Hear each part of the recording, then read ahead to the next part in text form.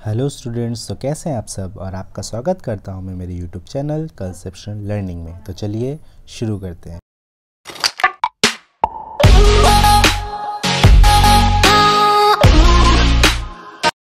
तो आज हम लोग पढ़ने जा रहे हैं इंडिया फिजिकल एनवायरनमेंट बुक के second chapter structure and physiography. तो इस चैप्टर में हम लोग पढ़ेंगे कि किस तरह अर्थ आज जो अनइवन है वो स्ट्रक्चर फॉर्म हुए हैं और डिफरेंट लैंड फॉर्म्स कैसे तैयार हुए हैं। तो चलिए शुरू करते हैं इंट्रोडक्शन से। तो इंट्रोडक्शन में हम लोग पढ़ेंगे कि स्ट्रक्चर्स ऑफ अर्थ क्या है, causes for the formation of different forms क्या है, एंड फिजियोग्राफिक डिविजन्स, इन सब के बारे में हम सब विस्तार से पढ़ेंगे। तो स्ट्रक्चर्स ऑफ अर्थ के बारे में आपको पता है कि स्ट्रक्चर ऑफ अर्थ जो है जैसे कि माउंटेन ब्लॉक्स हो गए, प्लेटू ब्लॉक्स हो गए, प्लेन ब्लॉक हो गए, ये सारे इलाके किस तरह से फॉर्म हुए हैं, इन सारी चीज़ों के बारे में हम लोग स्ट्रक्चर्स ऑफ द अर्थ में पढ़ेंगे।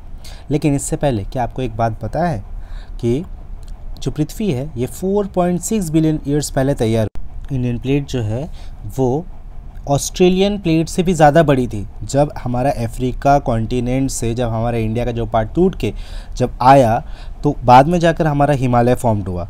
तो उस समय ये ऑस्ट्रेलियन प्लेट के साथ ही जुड़ा था, लेकिन फिर भी इस इंडियन प्लेट का साइज़ बहुत ही बड़ा था। बाद में जाकर एक कोलिजन हुआ यूरेशियन प्लेट से और बाद में जाकर इंडिया आज इस पोजीशन में पहुंचा।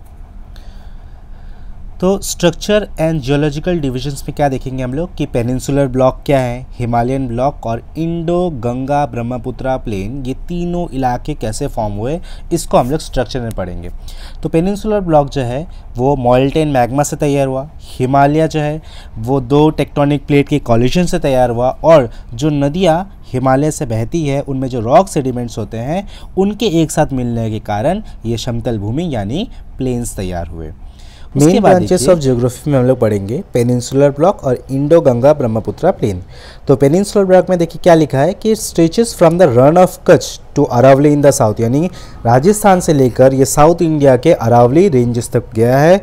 और ये रिफ्ट वैली यानी घाटियाँ तैयार करता है जहाँ से नर्मदा और तापी बहती है। और इंडो गंगा ब्रह्मपुत्रा प्लेन ये नॉर्थ के हिमाचल या हरिद्वार वाले इलाके से लेकर आसाम और वेस्ट बंगाल के सुंदरबन तक जाता है।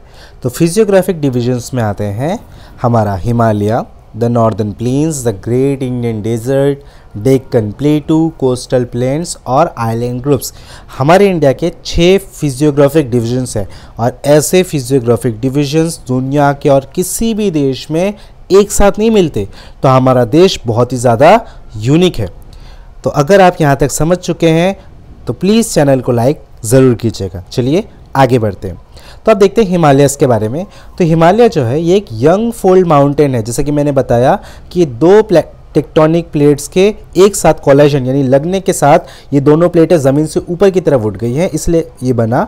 तो ये प्लेट 3 भाग में डिवाइड, तो हिमालय को हम 3 पार्ट में डिवाइड कर सकते हैं। सबसे ऊंचा वाले को बोल सकते हैं ग्रेटर हिमालय या हिमाद्री, नीचे वाले को बोलेंगे मिडिल हिमालय या हिमाचल, और लास्ट को बोलेंगे लेसर हिमालय या फिर शिवालिक। ये 3 रेंजेस है जिसको हम पैरेलल भी कह सकते हैं। फिर आता है हमारा नॉर्दर्न प्लेन्स। तो नॉर्दर्न प्लेन्स जैसे कि मैंने बताया ये अलग अलग जो भी हिमालय से नदियाँ निकलती हैं जैसे कि गंगा हो गई, यमुना हो गए, ब्रह्मपुत्रा हो गए, इंडस हो गए, ये अपने साथ रॉक सेडिमेंट्स जिसको हम लोग सिल्ट कहते हैं ये लेकर आते हैं पहाड़ों से। तो ये क्या करते हैं एक साथ अपने इलाके में इसको जमा करते हैं जहाँ से भी ये बहते जाते हैं, और इससे क्या होता है मिट्टी की उपजाऊता बढ़ती रहती है यानी फर्टिलिटी बढ़ती रहती है, जिस कारण से वो प्लेन्स बहुत ही ज़्यादा फर्टाइल होते हैं। और इन नदियों में 12 महीने ही पानी रहता है। फिर आता है ग्रेट इंडियन डेजर्ट। तो ग्रेट इंडियन डेजर्ट को हम लोग थार डेजर्ट भी कहते हैं।